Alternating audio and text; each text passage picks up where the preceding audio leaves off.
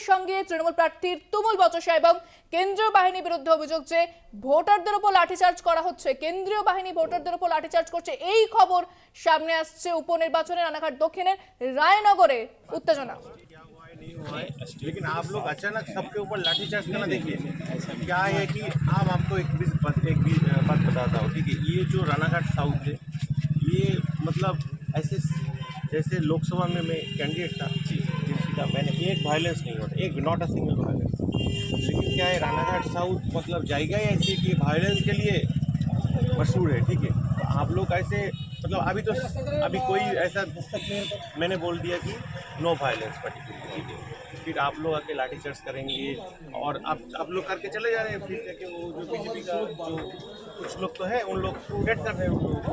तो आप लोग जब चले जाएंगे तब तो अब तो 2 दिन बाद चले जाएंगे, तब हमारा इधर क्या होगा? जीते हो ना जीते हो कुछ सब आपको समझना पड़ेगा। अब ऐसे लाठीचार्ज मत कीजिए, आप समझाइए। लाठीचार्ज नहीं करना चाहिए ना, आप तो पूरा इलाका में लाठीचार्ज नहीं कर सकते, इतना स्टाफ भी नहीं है। नहीं, हम उसके लिए नहीं भाई, वो काम नहीं कर रहे। आप कहाँ आपको ऐसा मान लगा? लीजिए कि 1 बजे के बाद आपको सारा एरिया में लाठीचार्ज। আপনারা দেখতে পাচ্ছেন যে রানাঘাট দক্ষিণের তৃণমূল প্রার্থী মুকুটমণি অধিকারীর সঙ্গে কেন্দ্রীয় বাহিনী জওয়ানদের কথোপকথন এবং বাহিনীর সঙ্গে তৃণমূল প্রার্থীর বচসা। উপনির্বাচনে রানাঘাট দক্ষিণে রায়নগরে উত্তেজনা, সেখানে ভোটারদেরকে লাঠিচার্জের অভিযোগ কেন্দ্রীয় বাহিনীর বিরুদ্ধে। কেন কেন্দ্রীয় বাহিনী লাঠিচার্জ করলো?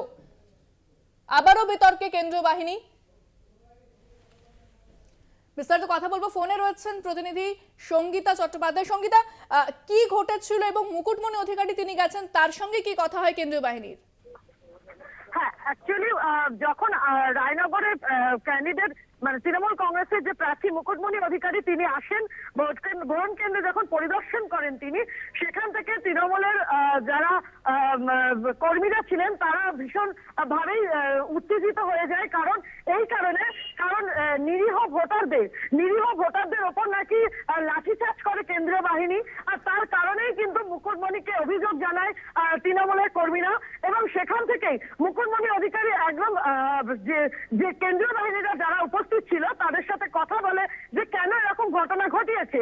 তখন কিন্তু বলে যে এরকম তৃণমূল কর্মীরা এবং যেহেতু তারা নাকি বুথের সামনাসামনি ছিল, তারা নাকি উপস্থিত ছিল এবং আরো বাইরে বহিরাগত নাকি অনেকেই উপস্থিত ছিল, তার কারণেই হয়তো সেই ঘটনা ঘটিয়েছে, এমনটাই কিন্তু মুকুটমণিকে জানিয়েছে।